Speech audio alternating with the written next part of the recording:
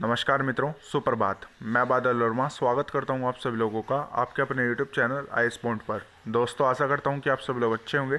तो जैसा कि आप लोगों को पता ही होगा कि हम लोग अपनी कक्षा 10 की एनसीईआरटी का अध्याय 3 कवर कर रहे हैं, जिसमें अभी तक हम लोगों ने कई सारे आंदोलनों के बारे में देखा और रोलैक्ट एक्ट के बारे में देखा। ऑलराइट, तो जिन्होंने हमारी पहली वीडियो को नहीं देखा तो डिस्क्रिप्शन बॉक्स में लिंक दिया गया है, आप सभी लोग जाकर हमारी पहली वीडियो को देख सकते हैं। तो आज की इस वीडियो में हम लोग बात करने वाले हैं असहयोग आंदोलन के बारे में। ऑलराइट, तो असहयोग आंदोलन, तो जैसे कि आप लोगों को पता ही होगा कि महात्मा गांधी ने एक तरीके से एक अपनी प्रसिद्ध पुस्तक लिखी थी, हिंद स्वराज, 1909 में। ठीक है, तो महात्मा गांधी ने जब अपनी ये प्रसिद्ध पुस्तक लिखी तो उन्होंने कहा कि भारत में ब्रिटिश शासन भारतीयों के सहयोग से ही स्थापित हुआ था और यह शासन इसी सहयोग के कारण चल पा रहा है। अगर भारत के लोग अपना सहयोग वापस ले ले तो साल भर के भीतर ही ब्रिटिश शासन जो है वो ढह जाएगा और स्वराज की स्थापना हो जाएगी। तो अपनी पुस्तक में इस तरीके के जो विचार है उन्होंने ये लिखे थे। ऑलराइट, तो इसी के बाद असहयोग का विचार आंदोलन कैसे बना, तो इन सब के बारे में एक तरीके से हम लोग डिस्कस कर लेते हैं। ऑलराइट, तो देखिए, इसी सोच के साथ जो है महात्मा गांधी ने असहयोग आंदोलन की शुरुआत की, क्योंकि महात्मा गांधी को ये अच्छे से पता था कि जो भारत में एक तरीके से ब्रिटिशर्स आए थे वो भारत के लोगों की इच्छा के बगैर नहीं आए थे। ठीक है, तो उसमें कहीं ना कहीं भारतीयों का भी हाथ था। ऑलराइट, तो इस आंदोलन के लिए सबसे पहले गांधी जी ने पूरे भारतीयों को एक साथ लाना चाहा, क्योंकि अभी भी भारत में एक तरीके से जो समुदाय में बहुत सारे लोग रहते थे, वो अलग अलग समुदाय के जो लोग थे एक तरीके से वो अभी भी भिन्न थे। यानी कि हिंदू, मुस्लिम, सिख, ईसाई जैसे ये 4 समुदाय हमारे भारत में शुरू से ही रहते थे, तो वो कहीं ना कहीं एक तरीके से भिन्न थे। तो महात्मा गांधी ने सबसे पहले क्या किया कि जितने भी संपूर्ण भारतीय थे उनको एक तरीके से एकजुट लाने की कोशिश की। तो इसके लिए उन्होंने हिंदू और मुस्लिम को एक करना बहुत ज़रूरी समझा और इस उद्देश्य के लिए महात्मा गांधी ने मोहम्मद अली और शौकत अली से मिले, जो उस समय मुस्लिम के जवान राजनीतिक नेता थे। और महात्मा गांधी जी ने उनसे असहयोग आंदोलन के बारे में बात की और उनसे मुस्लिमों का सहयोग भी मिल पाया। ठीक है, तो ऐसे में फिर हुआ क्या कि जो असहयोग आंदोलन था उसमें मुस्लिमों का भी एक बहुत बड़ा योगदान था, इसलिए इसे असहयोग खिलाफत आंदोलन भी कहा जाता है, क्योंकि उस समय खलीफा इस्लामिक विश्व का मुख्य था। तो देखिए, आप सभी लोगों को ये समझ ही आ गया होगा कि जो महात्मा गांधी थे, तो असहयोग आंदोलन एक तरीके से शुरुआत किस तरीके से हुई थी और उन्होंने अपने विचारों को एक तरीके से प्रचार प्रसार करके असहयोग आंदोलन की किस तरीके से जो है वो शुरुआत की। तो फिर धीरे धीरे से हुआ क्या कि 1920 में एक तरीके से गर्मियों की दिन में उन्होंने शौकत अली आंदोलन के लिए समर्थन जुटे हुए देश भर में यात्राएं करते रहे।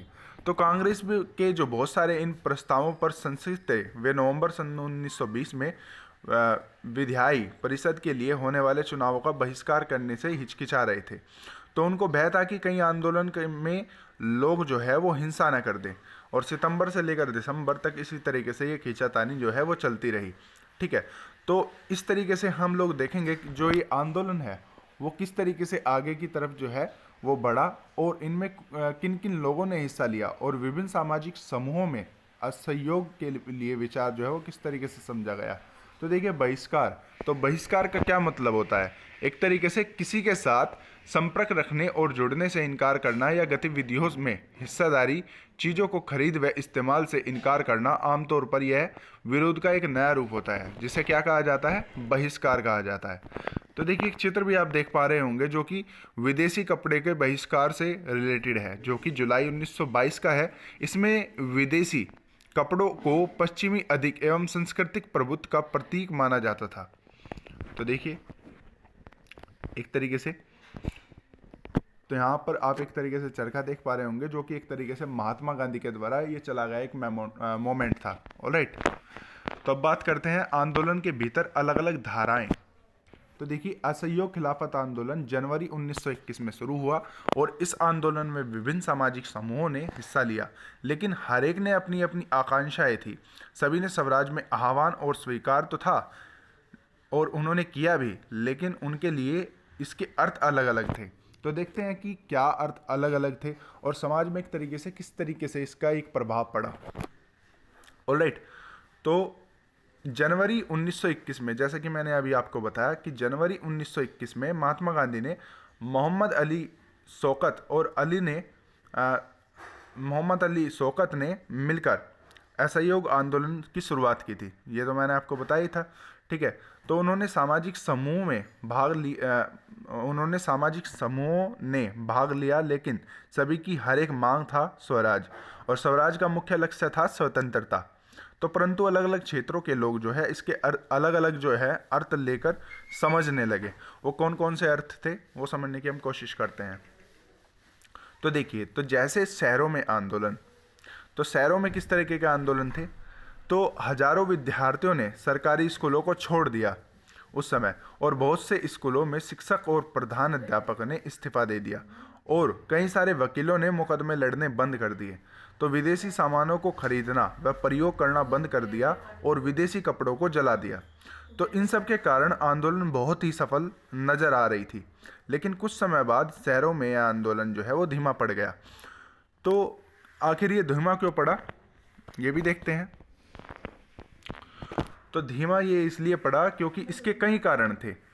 तो खादी कपड़ा महंगा होता था, इसलिए उन्होंने विदेशी सामान को खरीदना प्रारंभ कर दिया, और वैकल्पिक संस्थानों की स्थापना की प्रक्रिया बहुत धीमी की, और फलस्वरूप विद्यार्थी और शिक्षक सरकारी स्कूलों में लौटने लगे, और वकील जो दोबारा है वो सरकारी अदालतों में दिखाई देने लगे। तो कई सारे एक तरीके से ये कारण भी थे, क्योंकि लोगों को एक तरीके से कमाई भी चाहिए थी। अब ऐसा नहीं है कि भाई कि बिना कमाई के कोई एक तरीके से जी पाएगा, और जो एक तरीके से खाद्य वस्त्र था वो उससे भी ज़्यादा महंगा था। तो लोग क्या चाहते हैं, तो लोग चाहते हैं कि एक तरीके से उनको सस्ते से सस्ता और अच्छे से अच्छा जो है वो वस्तु एक तरीके से खाने और पहनने के लिए मिले, और वो चीज़ जो है वो खादी वस्त्र जो है एक तरीके से उससे भी महंगा मिलता था, ठीक है। तो एक तरीके से शराब की दुकान की पैकेटिंग की जाती थी, और विदेशी कपड़ों को होली जलाई जाने लगी, और 1921 से 1922 के बीच विदेशी कपड़ों का आयात जो है वो आधा रह गया। धीरे धीरे मतलब जो आयात है एक तरीके से वो घटता चला गया। फिर बाद में एक तरीके से धीरे धीरे अंग्रेजी शासन में एक तरीके से फिर से रफ्तार पकड़ी, और धीरे धीरे से क्या हुआ कि जो एक तरीके से आंदोलन कर रहे थे, तो आंदोलन करने वाले जो एक तरीके से विद्यार्थी थे, वकील थे, वो दोबारा एक तरीके से वहीं पर जाने लगे। तो पैकेटिंग का मतलब होता है प्रदर्शन या विरोध का एक ऐसा स्वरूप जिसमें लोग किसी दुकान या फैक्ट्री या दफ्तर के भीतर जाने का रास्ता रोक लेते हैं। तो इसे क्या कहा जाता है, पैकेटिंग। तो ग्रामीण इलाकों में विद्रोह किस तरीके से हुआ, ये थोड़ा सा देखने की हम कोशिश करते हैं। तो भारत में ज़्यादातर लोग जो है वो खेती का काम करते थे, ये आप लोगों को पता ही होगा। और ऐसे में होता क्या था कि जो ब्रिटिश शासन काल में किसानों और मजदूरों को बेगार नियम का पालन करना होता था, ठीक है। तो बेगार व्यवस्था क्या थी, तो बेगार व्यवस्था में जमींदार किसानों और मजदूरों से थे बिना पैसे दिए काम कराते थे। तो ये होती थी एक तरीके से बेगार व्यवस्था। तो इसी में ही अवध के बाबा रामचंद्र और जवाहरलाल नेहरू जी ने किसानों के नेतृत्व में अवध किसान सभा का गठन किया, और जिसमें उन्होंने मांग की कि बेगार व्यवस्था को खत्म किया जाए, लगान कम किया जाए, और दमनकारी जमींदारों का सामाजिक बहिष्कार किया जाए। तो एक तरीके से कई सारे जो है उन्होंने मांग की, ठीक है। तो ये साल 1920 में एक तरीके से किस चीज़ का गठन हुआ था, तो साल 1920 में जो है एक तरीके से अवध किसान सभा का गठन किया गया था, ठीक है। और इन्हीं चीज़ को लेकर के साल 1921 में जब आंदोलन फैला, तो तालुकदारों ने व्यापारियों के मकानों पर हमले होने लगे। तो पहले जो शब्द हैं देखिए, तो गिरमिटिया, मजदूर और बेगार, तो इन शब्दों का मतलब क्या होता है, पहले ये समझने की हम कोशिश करते हैं। तो बेगार का मतलब होता है बिना किसी परिश्रमिक के काम करवाना, और गिरमिटा मजदूर का मतलब होता है औपनिवेशिक शासन के दौरान बहुत सारे लोगों को काम करने के लिए फिजी, गयाना, वेस्ट इंडीज आदि स्थानों पर ले जाया जाने लगा था, जिन्हें बाद में गिरिमिटिया कहा जाने लगा। उन्होंने एक एग्रीमेंट यानी कि अनुबंध के तहत ले जाया जाता था। बाद में इसी एग्रीमेंट को ये मजदूर गिरमिट कहने लगे, जिससे आगे चलकर इसे मजदूरों को गिरमिटिया मजदूर कहा जाने लगा और अंग्रेजी में इन्हें इंडियन टर्नेड लेबर कहा जाता था। तो देखिए एक तरीके से कई सारी जो समस्याएं थी वो भारत में देखने को मिल रही थी, क्योंकि जो आंदोलन था तो कुछ लोग एक तरीके से आंदोलन कर भी रहे थे, कुछ लोग आंदोलन नहीं भी कर रहे थे, और ग्रामीण क्षेत्रों में इन तरीके की देखने को एक तरीके से समस्या मिल रही थी। ठीक है, तो ऐसे में हुआ क्या कि जो असहयोग आंदोलन था तो उसकी शुरुआत की गई और अनेक आदिवासी किसानों ने महात्मा गांधी के संदेश और स्वराज के विचार का कुछ ही मतलब नहीं निकाला, और बहुत सारे स्थानों पर स्थानीय नेता किसानों को समझा रहे थे कि गांधी जी ने ऐलान कर दिया है कि अब कोई लगान नहीं भरेगा और ज़मीन गरीबों में बांट दी जाएगी। परंतु गांधी जी ने ऐसा कुछ भी नहीं कहा था, और इससे पहले पता चलता था कि गांधी जी के मुख्य बात किसानों तक नहीं पहुंच पाई, तो गांधी जी की जो एक तरीके से मुख्य बात है वो किसानों तक नहीं पहुंच पा रही है। तो ऐसे में हुआ क्या कि जो ग्रामीण लोग थे तो ग्रामीण इलाकों में एक तरीके से इसका काफ़ी ज़्यादा जो प्रभाव है वो देखने को मिला। तो इसी के चलते आंध्र प्रदेश में गुडेम्स पहाड़ियों में 1920 के दशक में एक उग्र गुरिल्ला आंदोलन जो है वो फैल गया, और धीरे धीरे क्षेत्रों की तरह यहाँ भी अंग्रेजी सरकार ने बड़े बड़े जंगलों में लोगों के दाखिल होने पर पाबंदी लगा दी, जैसा कि वो संपूर्ण भारत में करते आ रहे थे। तो ऐसे में हुआ क्या कि साल 1924 तक ये इसी तरीके से युद्ध चलते रहे, और एक तरीके से एक राजू था उसको फांसी दे दी गई। राजू ने अपने लोगों के बीच लोकनायक जो है वो बन चुके थे। तो अब बात करते हैं बागानों में स्वराज के बारे में।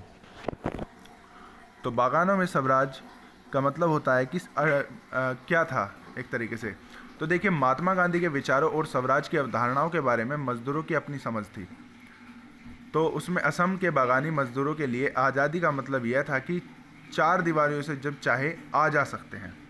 तो ऐसे में 1859 के इंग्लैंड एमिग्रेशन एक्ट के तहत बागानों में काम कर रहे मजदूरों के बिना इजाज़त बागान से बाहर जाने की छूट नहीं होती थी, और बागानों में काम करने वाले मजदूरों के लिए इस कानून का ख़त्म होना था। ठीक है, तो यानी कि सरकार के तहत जो क्या था एक तरीके से एक एमिग्रेशन एक्ट के तहत जो है उनको बाहर निकलने की वो नहीं होती थी। तो ये एक तरीके से क्या चाहते थे, तो ये एमिग्रेशन एक्ट को हटाना चाहते थे। तो ऐसे में हुआ क्या कि जो यानी कि जो स्वराज है उसका अर्थ अब हम अपने बागानों से बाहर जा सकते हैं, और अब वे घर जाना प्रारंभ कर दिए इसी चीज़ को लेकर के। तो बागानों में काम करने वाले ऐसा इसलिए कर रहे थे क्योंकि उन्हें लगा कि जो अब गांधी जी है तो गांधी राज एक तरीके से वो अब स्थापित करना चाहते हैं। परंतु ऐसे में भी कई सारी अवधारणाएं थी, तो वह अपनी मंजिलों में एक तरीके से वह अपनी मंजिल पर नहीं पहुंच पाए, और रेलवे और स्टोरों की हड़ताल के कारण वे रास्ते में ही फंस रहे थे। तो उन्होंने पुलिस ने पकड़ लिया और उन्हें बुरी तरीके से एक तरीके से पिटाई कर दी गई। ठीक है, तो मतलब कुल मिलाकर के बात यह है कि अलग अलग क्षेत्र में अलग अलग जो आंदोलन का मतलब है और एक तरीके से स्वराज का मतलब है वो कई तरीके से डिफरेंट वे में समझ रहे थे। ठीक है, तो ऐसे में ही हुआ क्या कि जो ग्रामीण लोग हैं वो ग्रामीण लोग अपने तरीके से इस चीज़ का मतलब समझ रहे थे, और शहरी लोग जो है वो अपने तरीके से इसका मतलब समझ रहे थे। तो इन सभी कारणों से एक तरीके से चोरा चोरी के हिंसक टकराव के विषय में सुनकर महात्मा गांधी ने असहयोग आंदोलन को रोकने का आह्वान किया, यानी असहयोग आंदोलन को वापस ले लिया। और महात्मा गांधी ने यह निर्णय लिया कि अब किसी भी प्रकार के आंदोलन करने से पहले लोगों को समझाना, पढ़ाना, आंदोलन का लक्ष्य बताना और तरीके और क्षेत्र के विषय में बताना, ये सब समझाएंगे। यानी कि इस चीज़ से आपको क्या समझ आता है कि महात्मा गांधी ने असहयोग आंदोलन से एक तरीके से ये सीखा कि किसी भी आंदोलन को एक तरीके से करने से पहले उन्हें लोगों को समझाना, पढ़ाना और आंदोलन के लक्ष्य के बारे में पूरी तरीके से जानकारी देना, और आंदोलन को किस तरीके से करना है ये तरीके बताना, और क्षेत्र आदि के विषय में बताना कि किस क्षेत्र में किस तरीके का व्यवहार करना है, ये सभी चीज़ें जो है बताना महात्मा गांधी ने शुरू किया। ठीक है, और ये इन्हीं सोच को अपने दिमाग में रखते हुए महात्मा गांधी जी ने असहयोग आंदोलन जो है वो वापस ले लिया।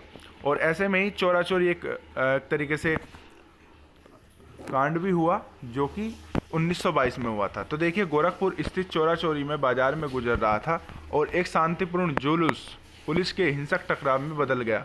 तो इस घटना के बारे में सुनते ही महात्मा गांधी ने असहयोग आंदोलन रोकने का आह्वान किया था।